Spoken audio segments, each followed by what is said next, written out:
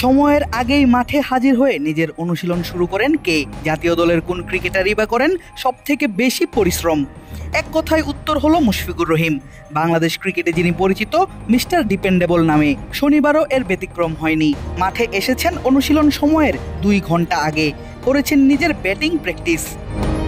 কিন্তু ঘরোয়া হোক কিংবা আন্তর্জাতিক, গত বেশ কিছু ম্যাচেই এই উইকেট কিপার ব্যাটার নেই রানের ধারাবাহিক, যা নিয়ে দেশের ক্রিকেটে বইছে সমালোচনার ঝড়। দর্শকদের কেউ কেউ বলছেন সময় ফুরিয়ে এসেছে মুশফিকের।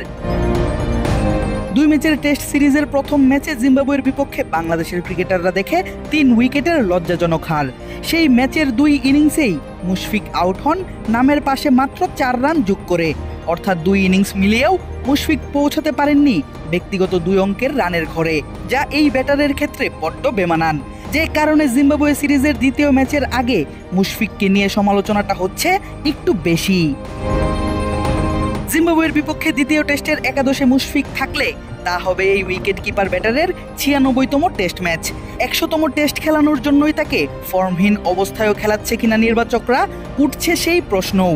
তবে ম্যাচের আগে প্রেস কনফারেন্সে মুশফিককে নিয়ে ব্যাপারটি খোলাসা করলেন জাতীয় দলে তারই সতীর্থ আরেক wicket keeper batter Jaker Ali অনিক।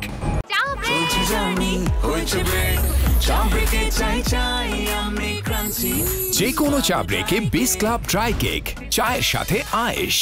সাংবাদিকদের প্রশ্নের উত্তর দিতে গিয়ে জাকের বলেন, দলে মুশফিক ভাই একা খেলেন না, ওনাকেই যে প্রতিদিন রান করতে হবে এমন কোনো কথাও নেই।